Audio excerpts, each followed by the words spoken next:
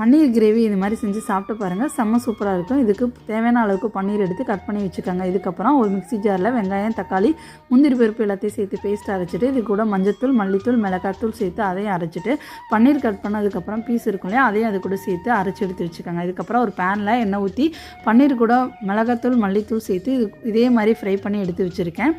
இதுக்கப்புறம் அதே பேனில் கொஞ்சம் எண்ணெய் ஊற்றி எண்ணெய் நல்லா காஞ்சதும் பட்டை, லவங்கம், சீரகம் எல்லாம் சேர்த்து நல்லா பொரிஞ்சு வந்ததும் வெங்காயம் சேர்த்து நல்லா வதக்கிக்கோங்க. இதுக்கப்புறம் இஞ்சி பூண்டு பேஸ்ட்டு சேர்த்து வதக்கிட்டு அரைச்சி வச்சுருக்க அந்த பேஸ்ட்டு அது கூட கொஞ்சம் தண்ணி ஊற்றி நல்லா மிக்ஸ் பண்ணிவிட்டு பச்சை வாசனை போகிற அளவுக்கு வதக்கிக்கோங்க.